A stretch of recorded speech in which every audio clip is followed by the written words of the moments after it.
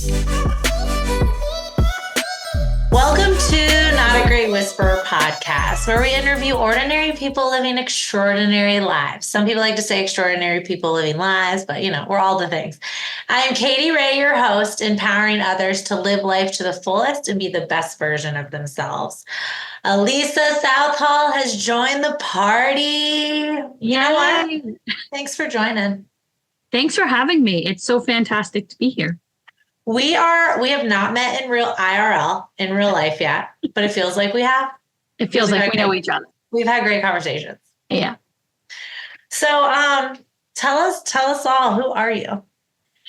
Well, that's a loaded question on a lot of things to a lot of people. We always ask that question and we start off with who we are as a business owner, but I'm going to start off with who I am as a human. Yeah. As a human, I am an advocate for human rights. I love helping people. I think that, the world will be a much better place if we all just had love and led with love. But I also am a dog mom. So I have 5 dogs, love having my 5 dogs. I'm also a business owner. And so I own a company called A People Partner, which I've been the founder of for about 2 years now. And I do HR and recruiting and help job seekers and do all the things. And that's what lights me up. But I still get to advocate for human rights and all of those types of things along the way. Love it. Love it. Love you. Thanks for joining. That's it. We're done. I'm just kidding. Okay. So I always like to, what was it that you can track back to experience wise that made you love people, that made you who you are today? Because I'm not going to say there's not a lot of us, because there are. I love being in groups where you and I and Chase, all of us are, it's just these are people that love people. We're all no bandwidth left, but we're here. We're here to try to save the world. So I always wonder, what, track it back. Tell me what. And I actually have a specific moment for you. And it started in kindergarten. Which obviously I was very young then. Alysa in kindergarten, we would have been friends. We would have had so much fun. I had this, I was in class and there was this boy who had some, impairments, some physical impairments, had some disability that was visible, and also had some social challenges and capabilities. And so a lot of the students would pick on him in class, at lunch, just for the fact that he was different. And so I decided that was unacceptable, that we're not allowed to treat humans that way just because they're different. And so I stepped in and I really protected him. I was like, you can say all the insults you want about me. You can do all the things, right? And I sort of put myself as a barrier between him and these other people. I sat with him at lunch. I did all these things, and it wasn't like I was actively thinking about it. I was just saying, this is not right, and it's my job to make it right. And so what I found, and this really had a long-lasting impression that it didn't hold true for me until now, I start to look back on this thing, but the school intentionally put him in all of my classes every year through elementary school because they knew I would continue to protect him. And in my 6th grade graduation, before we went to middle school, his family came up to me and thanked me because I had made his experience so much better just by being a friend to him, supporting him, loving him. And they actually sent him to a school for people who were more like him, so he would feel more comfortable in middle and high school. But for me, it didn't even resonate for me when his parents came up and thanked me for that, what I was actually doing for all of them, because it wasn't I was thinking about that. I was thinking about this is not right. And I have the ability to love him, You were just acting as you would for somebody getting bullied. Oh my gosh, I was not ready for that story. And so truthfully, I think that's where all of that comes from, is it's just ingrained in my human to be I need to advocate for people because I can love them and I can advocate and spread my love for them, And listen, do you ever have a moment though where you didn't stay true to your core and then you look back and you're I didn't? There were moments that I have said things that I was that was a little, too much, or I shouldn't have said that. But there are also, I have to acknowledge that some of those are part of the biases that were ingrained in me, things that my family would say, things that were acceptable in the community I grew up in, being predominantly, of a certain race, gender, ethnicity, what have you, right? There Yeah. are certain ways that when we grow up, we say these phrases, and then you get to think back on them and you say, like, well, why do I say that? Or like, where does that come from? And so once we start to like unravel the where does it come from and why do I say that, it's usually like, it doesn't come from me and I don't really feel that way. So let's not use that phrase anymore. So those are some things. But I even found that like later in life, I was hanging out with a group of friends and one of them was making fun of somebody who was across the room. And I just like turned to him and I was like, are you going to be done? Because I'm about done. Like I've had it. And they were so surprised that I was like so in like vehemently angry at this. And it was just like, I couldn't like you, that person can't even defend themselves. You're not even like talking to them. You're talking about them from way over here. You're being a coward, right? Like I get very irritated with stuff like that now too. And you're just like, like unlearn it, like unlearn the behaviors that we. And so, but there are phrases like, and I recently made a post because it was Pride Month. I made a post about like saying things when we have people in our lives who have shared with us that they are part of the LGBTQ community, that they are, you know, liking somebody of the same sex, right? This happened in a family and the family all said, well, maybe they'll change their mind. And I was like, okay, well, but you don't say that to straight people that are in your family. So why are we saying it to people who are not straight? Right. And so it's like, but where does that come from? Why do you say it? And do you really feel that way? Yeah. And then, it's, and, you know, people are always like, oh, everyone's so sensitive. It's not really. It's just, I like the example of no matter what, I'll love you. And it's like, you're telling them it's wrong. Right. Or like, I love you anyway. No matter what you do, I'll like, okay. I had that too. Cause I kept saying, like people kept saying, I love you anyway. And I was like, why do we have to put a qualifier on it? Thank you. We just love you. I'll love you anyway from that. Just do whatever. Yeah, I feel that. And we go right into it when we talk. Like we're in it. We're like, love people, let them show up and allow people to love. Yeah. Like love, right? You're not hurting anyone. But so with your company, you're able to portray yourself within it. And that's super cool. Cause I always tell people personal, professional are all intertwined. Like how can you fulfill yourself in all these ways? What have you noticed on this journey as a business owner? Some of the struggles that you encounter? Well, I'll start with the things that we struggle. Sorry. Which child is that? How dare that? That's two of them. I didn't know you had 5. I feel like you only had like 3 last time we talked. You've had 5 for a while? I've had 5 for about 3 years. Okay. All right. Never mind. Just kidding. So for me, I think where I'd start is like, I love being able to come and be my whole self because when I was working in corporate HR, that was not allowed. I was not allowed to come and have my own beliefs and my own thoughts and my own things because I have to be a steward of the organization. So first and foremost, I love being able to like have my own thoughts, promote the things I believe in and all of that. But I think the difficult part is like, I want to do all these things, but I'm only one person and don't have the capacity to do that yet. And so the idea is that I will hire a team of people, but right now that's not in the cards. And so until I can hire the team of people, I can't do all these big dreams that I'm dreaming of, right? You can, you will.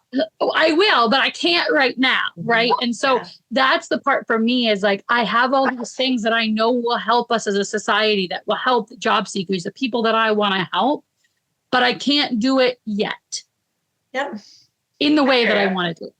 And I you're in it, right? You're in it. Like you have your clients, you have the like, where does my bandwidth lie? Like where's the capacity? One of the cool things that I want to do that I want to get funding for is, and it's not going to be a lot, but to create a applicant pool where it's removing the biases in the hiring process and that companies would pay to have access to the candidates in there. And it would really remove all those biases that exist throughout each of the phases of the hiring process. So that's one of the things, but obviously got to get the funding to get there. And there's some, with the biases as HR, and I'm glad you made a very clear comment. Corporate HR is totally different. Yes. Like it just, we're open door policy. Come on. No. But with the biases, aren't some of those legally questions that you have to ask, like veteran, citizen, like are some of those like, how would you be able to do that with some of the legalities? So the idea is that I don't want to give away too much because I don't want anybody to I rip get off you. my I was idea. just, how about this?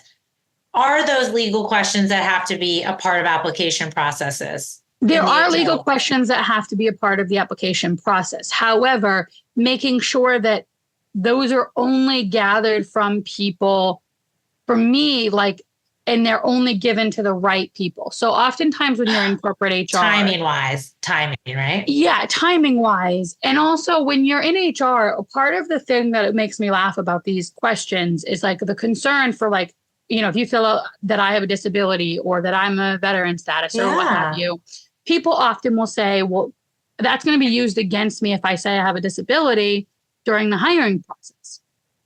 And I always come back with like, in my experience being in HR, I didn't have like, first of all, the managers couldn't see what you filled out on the form. So they can't screen you out for that. Yeah. But as an HR person, like that was not even close to what I was looking at. I was just trying to get your resume looked at and get you over to the right person. And like we would deal with that in any sort of reporting at the end. I know there are people that misuse it, but the idea is that if it's stored in a place where it's not part of your sort of applicant main page and it's in like a back end where we can report on it, that's the only part that should be necessary. And then it also comes over in the hiring. So creating it in phases where you get only the right people have the access to it when the access is needed to have it. All right. I like that. Don't anyone steal that. Cool. What else are things that are needed right now? Maybe just in the world, professional, personal, whatever that looks like. Like what, especially being so connected to people all the time. What is some of the things that like you're creating solutions for or you see as like something we have to tackle? Yeah. I mean, I think the first part is like our hiring processes. I mean, if you talk to any job seeker right now, they feel totally lost. They feel totally mistreated. And I joked in my, ebook that being a job seeker is like playing a game of cards. I dealt you a deck of cards as the company, and I've not told you how to play this game. Yeah. And so the challenge is like they don't get feedback or they don't get valuable feedback because everybody's so worried about discrimination, about like how you reject somebody. We don't actually know why you're being rejected. And so that's hard because how do I make improvements if I don't know how I'm being rejected? And so, or why I'm being rejected. So yeah. I think the main part for me is the way we recruit, the way that we go through this process of hiring talent has to change. It has to be more empathetic. It has to be more compassionate. Why are we setting people up for failure? Why not set them up for success? So there are some things like, why are we posting job descriptions? Why don't we post things like job ads where it's like, here are the top things we're looking for. Here are the things we're willing to train you on, but are also necessary for this role.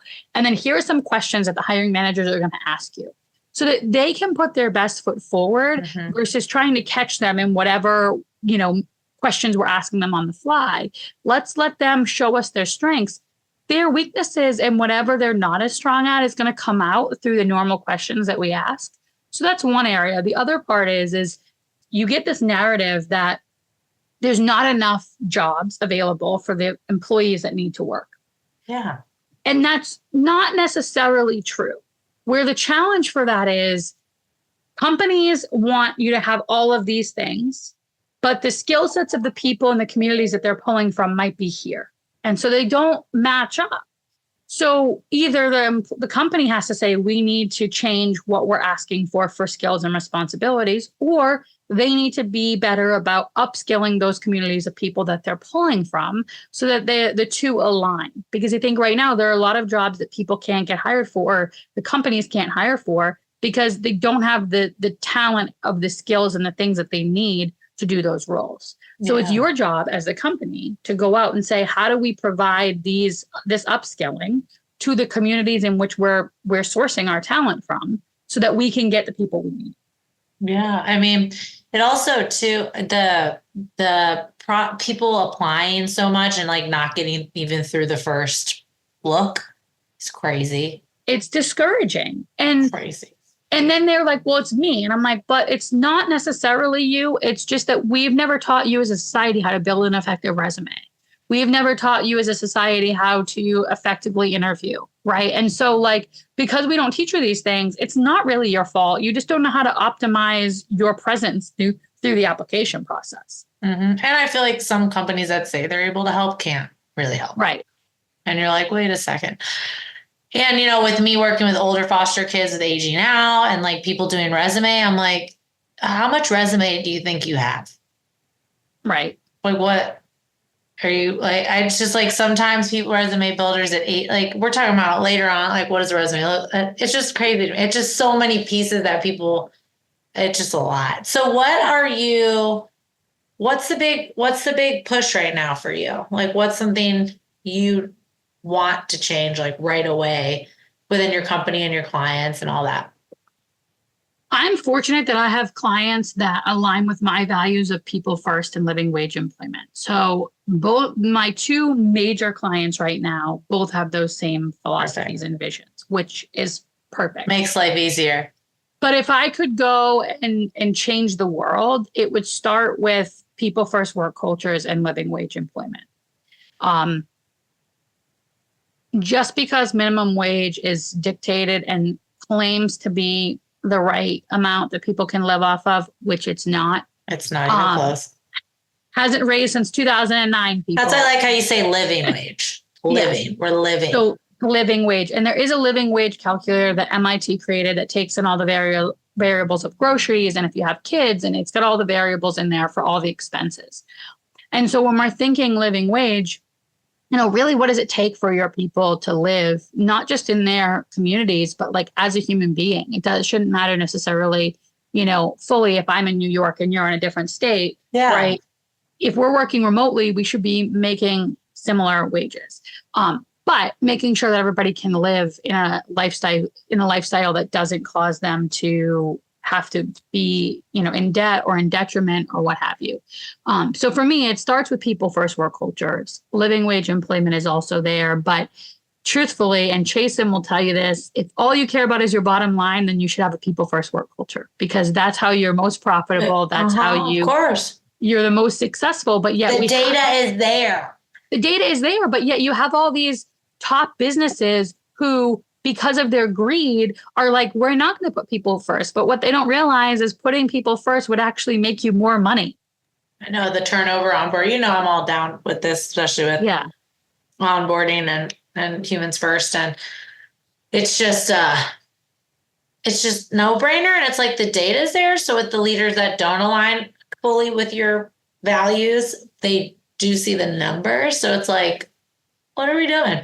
Or they just are late. I don't know what it is. Like they just have zero care for, I'm not sure what it is. I think part of it too is it's the way that we communicate those numbers. So generally in HR, we'll give you like a turnover percentage, or we'll give you an engagement percentage. Mm-hmm. But those C-suite executives, the CEOs, the CFOs, they want to know, what is that costing us in dollars?